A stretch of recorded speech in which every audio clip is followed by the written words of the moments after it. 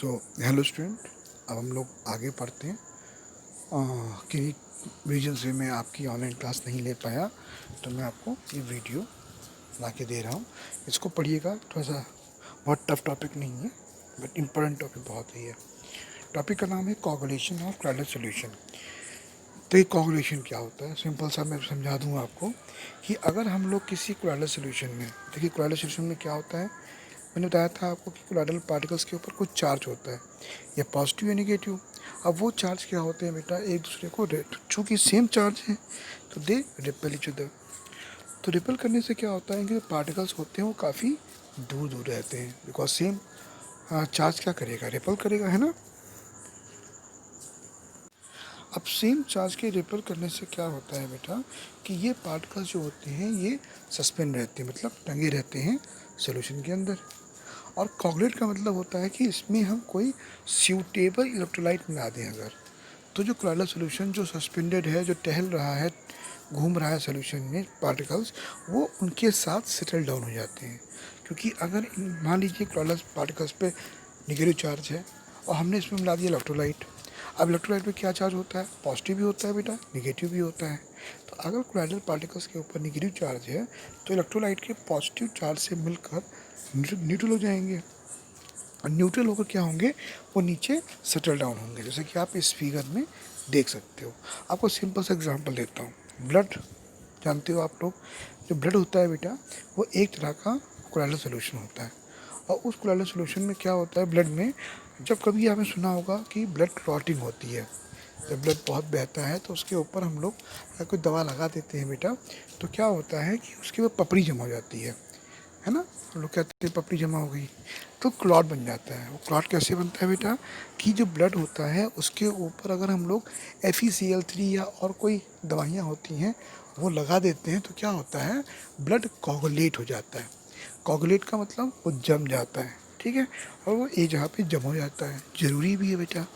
जिनकी डायबिटीज़ होती है उनके क्लॉट नहीं बनता बेटा, ये ब्लड का, है ना, कोगुलेशन नहीं हो पाता है, उनका खून ब्लड जो है बहता रहता है। तो जब भी घाव बन जाता है बेटा, तो जो घाव हम लोगों में भरता है 2-3 दिन में, उनमें काफ़ी टाइम लग जाता है ना। दैट्स वाई जिनके डायबिटीज़ होती है उनको ऑपरेशन कराने में बहुत दिक्कत होती है बेटा। तो कोगुलेशन का मतलब क्या होता है कि अगर कोई कोई कोलाइडल सॉल्यूशन है जिसके पॉजिटिव पे से, जिसके पार्टिकल्स पे सेम चार्ज होता है, आप सब जानते हो, उसमें कोई सूटेबल इलेक्ट्रोलाइट मिला दें हम, तो उस इलेक्ट्रोलाइट से वो अपोजिट चार्ज ले लेगा और बना के न्यूट्रल कंपाउंड वो सेटल डाउन हो जाएगा, ठीक है। फिर समझा दूँ बेटा आपको कि कोलाइडल पार्टिकल्स के ऊपर या तो पॉजिटिव चार्ज होगा या निगेटिव चार्ज होगा। और इलेक्ट्रोलाइट में देखो बेटा, इलेक्ट्रोलाइट में क्या होता है, पॉजिटिव चार्ज भी होता है बेटा और नेगेटिव चार्ज भी होता है ना। तो पॉजिटिव नेगेटिव से क्या होता है बेटा कि वो सामने अपोजिट चार्ज ले लेता है और वो सेटल डाउन होकर नीचे बैठ जाता है, ठीक। इसी को बेटा हम लोग कहते हैं कोगुलेशन, ठीक है। देखो डेफिनेशन क्या लिखी हुई है, the coagulation of a colloidal solution by an electrolyte, okay, does not take place until the added electrolyte has certain minimum concentration in the solution. Suitable का मतलब जो मैं बोल रहा हूँ वो आप यहीं से समझ सकते हैं, ठीक है। अब देखिए लिखा, the minimum concentration of electrolyte in millimoles that must be added to 1 liter of the sole so as to bring about complete coagulation is called coagulation value of the electrolyte for the sole। मतलब electrolyte का वो minimum concentration किसमें, मिली moles में, जो ज़रूरी होता है बेटा कोगुलेशन के लिए, वो कितना भी मिली मोल्स हो सकता है। हर एक इलेक्ट्रोलाइट के लिए इसकी वैल्यू अलग अलग होगी, और इसको ही बेटा हम लोग क्या बोलेंगे, coagulation value of electrolyte for the sol, okay. तो इसकी डेफिनेशन क्या लिखी हुई है, द प्रेसिपिटेशन, जानते हैं क्या होता है प्रेसिपिटेशन, आपने पढ़ा भी था लैब में। प्रेसिपिटेट जो नीचे बैठता था टेस्ट ट्यूब में, उसको हम लोग फिल्टर पेपर से अलग करते थे, याद होगा आपको।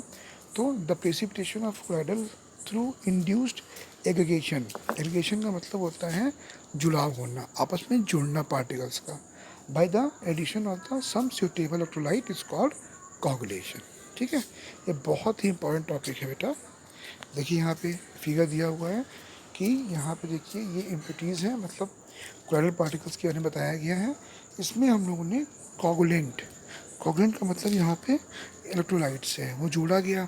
तो इनमें क्या हुआ, ये आपस में मिलकर प्रेसिपिटेट फॉर्म करते हैं और नीचे सेटल डाउन हो जाते हैं। नीचे जो बॉटम में सेटल डाउन हो जाते हैं, इसी को बेटा हम लोग क्या बोलते हैं, कोगुलेशन बोलते हैं। ठीक है, तो मैंने आपको कोगुलेशन, एक ये और डेफिनेशन है, इसको पढ़ लीजिएगा। इसमें कुछ मेथड्स दिए हुए हैं, कुछ तरीके दिए हुए हैं। अच्छा यहाँ तक ना, कोगुलेशन ही बेटा प्रेसिपिटेशन कहलाता है। कोगुलेशन भी बेटा सेटल डाउन होता है और प्रेसिपिटेशन भी बेटा सेटल डाउन होता है। ठीक है,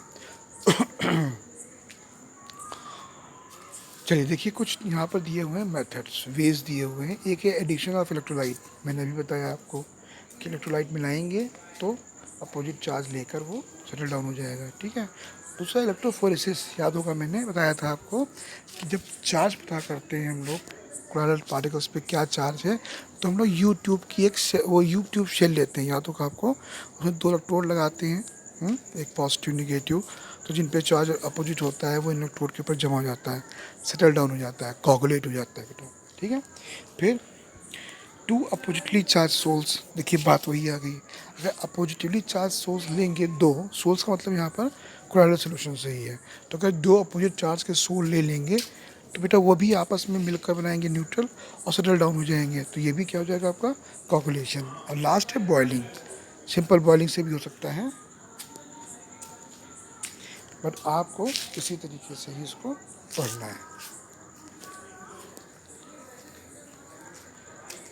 अब नेक्स्ट टॉपिक है आपका प्रोटेक्शन ऑफ कोलाइड्स। अब आप चाहते हो कि हम ऐसा क्या कर दें कि हम इसमें इलेक्ट्रोलाइट मिलाएं और मिलाने पे कोगुलेशन ना हो। ठीक है, मतलब ऐसा कोलॉइडल सॉल्यूशन हो जिन पर इलेक्ट्रोलाइट का कोई भी फ़र्क ना पड़े। हम सब जानते हैं कि इलेक्ट्रोलाइट मिलाने पर क्या होता है, कोगुलेशन हो जाता है, लेकिन हम चाहते हैं कि हम इलेक्ट्रोलाइट मिलाएं और कोगुलेशन ना हो। उसे क्या बोलेंगे हम लोग बेटा, प्रोटेक्शन ऑफ कोलाइड्स। यहाँ पे प्रोटेक्शन का मतलब ही है कोगुलेशन से प्रोटेक्शन। ओके, तो उसके लिए क्या करते हैं कि जिस लायोफोबिक कोलॉइडल सॉल्यूशन जो होते हैं उन्हीं में मोस्टली कोगुलेशन होता है, तो उनके कोगुलेशन को रोकने के लिए क्या करेंगे, हम लोग इसमें लायोफिलिक सोल मिला देंगे पहले से ही। ठीक है, तो जब हम लायोफोबिक सोल में लायोफिलिक सोल मिला देंगे, तो जो लायोफिलिक सोल होती हैं अधिक स्टेबल होते हैं बेटा।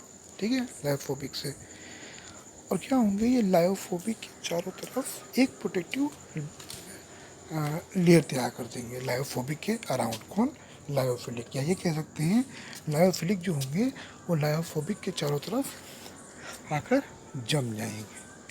अब हमें पता है कि अगर इसमें हम मिलाएंगे इलेक्ट्रोलाइट तो अगर इसमें मिला भी देंगे इलेक्ट्रोलाइट, तो इलेक्ट्रोलाइट जो है वो लाइवोफोबिक के कांटेक्ट में नहीं आ पाएंगे, कोलॉइडल पार्टिकल्स के कांटेक्ट में नहीं आ पाएंगे, क्योंकि उन पर किसकी लेयर होगी बेटा, उनके ऊपर लेयर होगी लायोफिलिक कोलॉइडल पार्टिकल्स की।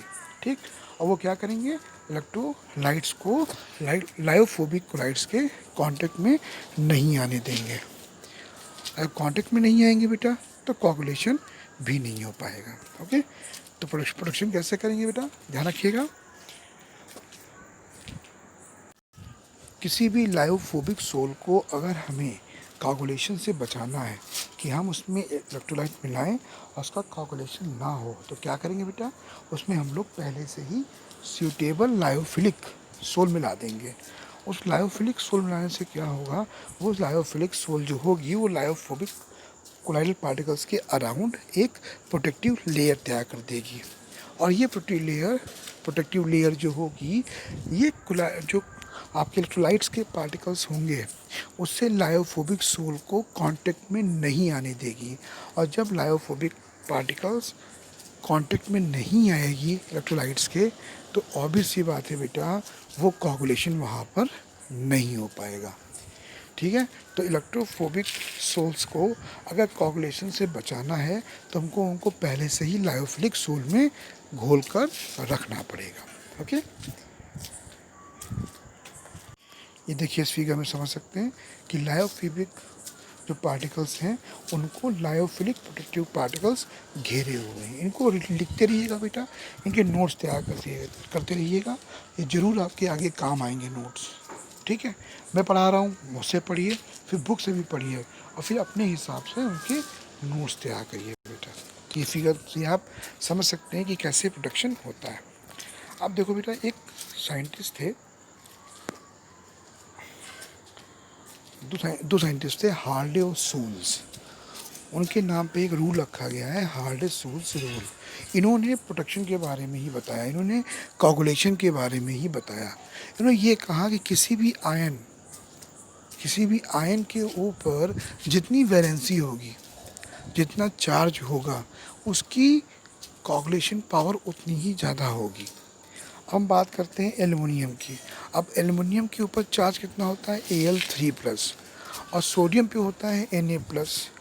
तो चार्ज किसके ऊपर अधिक है या वैलेंसी किसके ऊपर अधिक है, एल्युमिनियम के ऊपर अधिक है। और जब एल्युमिनियम के ऊपर चार्ज अधिक है तो बेटा उसकी कोगुलेशन पावर ज़्यादा होगी। सिमिलरली सोडियम के ऊपर एक ही पॉजिटिव चार्ज है Na+, तो उसकी कोगुलेशन पावर कम होगी in comparison to Mg2+ and Al3+। Okay, similarly हम बात करें Cl- क्लोराइड आयन की और सल्फेट आयन की, तो ऑब्वियस सी बात है, क्लोराइड आयन में मतलब Cl- एक ही चार्ज है निगेटिव, और सल्फेट जो होता है SO4⁻²-, उस पर चार्ज ज़्यादा होता है। तो जो सल्फेट आयन होगा उसकी कोगुलेशन पावर क्लोराइड से ज़्यादा होगी। ठीक है, ये आपका देखिए यहाँ पर इन्होंने सीक्वेंस भी दिखाया है, पॉजिटिव के लिए भी और निगेटिव के लिए भी, कि जितना अधिक चार्ज होगा कोगुलेशन पावर उतनी ही ज़्यादा होगी। अब ये कभी कभी क्वेश्चन इसमें कैसा आएगा, हार्डे-सूल्स रूल को लिखने को डायरेक्टली क्वेश्चन तो कम ही आएगा, लेकिन आपको आयंस दे रखे होंगे और कहा जाएगा इनको कोगुलेशन पावर के अकॉर्डिंग अरेंज करिए, असेंडिंग ऑर्डर या descending order in reference of their power to the coagulation. ठीक है, तो इसको बेटा बहुत इजी है, आप समझ सकते हो उसको आसानी से। चलिए, इसमें बेस्ट क्वेश्चन भी दूंगा मैं, डोंट वरी। अब जो लास्ट टॉपिक है आपका वो है gold number. Okay, gold number जो है ये वही तरीका है जो मैंने आपको बताया था प्रोटेक्शन के बारे में, है ना, उसी प्रोटेक्शन के बेसिस पे ही एक गोल्ड नंबर तैयार किया गया है। आप जब पढ़िए इसकी डेफिनेशन आप समझ जाएंगे अपने आप। Gold number is defined as amount of protective sol. Protective sol समझते हैं, लायोफिलिक सोल, है ना, क्योंकि वही लायोफोबिक सोल को कोगुलेशन से बचाती है। तो the gold number is defined as amount of protective sol that will prevent the coagulation, ध्यान सुनिएगा, of 10 ml of a gold solution on the addition of 1 ml of 10% NaCl solution. मतलब क्या किया कि एक गोल्ड सोल्यूशन ले लिया हमने 10 ml का। गोल्ड सोल्यूशन समझते हैं बेटा, गोल्ड सोल्यूशन भी आपका एक लायोफोबिक कोलाइडल सोल्यूशन होता है। अब इस लायोफोबिक कोलाइडल सोल्यूशन को बचाने के लिए क्या करना पड़ेगा, हमको इसमें लायोफिलिक सोल मिलाना पड़ेगा, है ना। वो लायोफिलिक सोल जो होगी उसके पार्टिकल्स लायोफोबिक पार्टिकल्स के अराउंड प्रोटेक्टिव लेयर बना देंगे। लेकिन हमको बचाना किससे है इसको, कोगुलेशन कैसे होता है, जब लायोफोबिक सोल में हम लोग क्या मिला देते हैं, इलेक्ट्रोलाइट, और वो लायोफोबिक सोल जो होती है अपोजिट चार्ज ले लेती है इलेक्ट्रोलाइट से और सेटल डाउन हो जाती है, यही कोगुलेशन है। तो कह रहे हैं कि यहाँ पे एक गोल्ड सोल्यूशन है, लायोफोबिक सोल्यूशन कितना है 10 ml, और हमको उसको बचाना किससे है, बचाना है 10% NaCl सोल्यूशन बनाया गया है, उसका 1 ml लिया गया। अब उस 1 ml को डाल देंगे तो गोल्ड सोल क्या हो जाएगी, तुरंत हो जाएगी कोगुलेट। तो उसको हमें गोल्ड सोल्यूशन को हमें बचाना है किससे, 10% NaCl सोल्यूशन से। तो कितनी minimum amount of protective sol मतलब लायोफिलिक सोल मिला दें जिससे इतने NaCl कितना 1%, सॉरी 10% ऑफ NaCl का 1 ml मिलाएं तो उसका कोगुलेशन ना हो। कोगुलेशन से कौन बचाता है बेटा, प्रोटेक्टिव सोल। प्रोटेक्टिव सोल का मतलब लायोफिलिक सोल। ठीक है, तो कितना minimum amount of lyophilic sol मिला दें गोल्ड सोल में, कितने गोल्ड सोल में, 10 ml गोल्ड सोल में, कि उसका कोगुलेशन ना कर पाए कौन, 1 ml of 10% of NaCl solution. ये कहलाएगा क्या, ये कहलाएगा गोल्ड नंबर। ओके, तो कोगुलेशन से कौन बचाएगा, लायोफिलिक सोल। कितना मिलाएं? मिनिमम क्वांटिटी मिलाएं कि 10 ml गोल्ड सोल का प्रोटेक्शन कर सके। 10 ml गोल्ड सोल का कोगुलेशन बचा ले, किससे? 10% NaCl सोल्यूशन से। ये क्या कहलाएगा? गोल्ड नंबर कहलाएगा। ओके, 3 चीज़ें होती हैं, ध्यान रखना। लायोफोबिक सोल्यूशन, उसको बचाने के लिए क्या चाहिए हमको? Lyophilic solution. और किससे बचाने के लिए? कोगुलेशन। किसके थ्रू होता है? इलेक्ट्रोलाइट के थ्रू। तो यहाँ पे गोल्ड सोल को बचाना है किससे? NaCl सोल्यूशन से। तो उस गोल्ड सोल को NaCl के साथ कोगुलेशन से बचाना है, तो कितना मिनिमम हमें लायोफिलिक कोलाइलो सोल्यूशन डालना पड़ेगा, ये कहलाता है गोल्ड नंबर। ओके, अब मैं नेक्स्ट वीडियो फिर अपलोड करूँगा। आप लोग तब तक इस पर ध्यान से पढ़िएगा। कोई दिक्कत हो तो मुझसे पूछ सकते हैं। Thank you and have a nice day.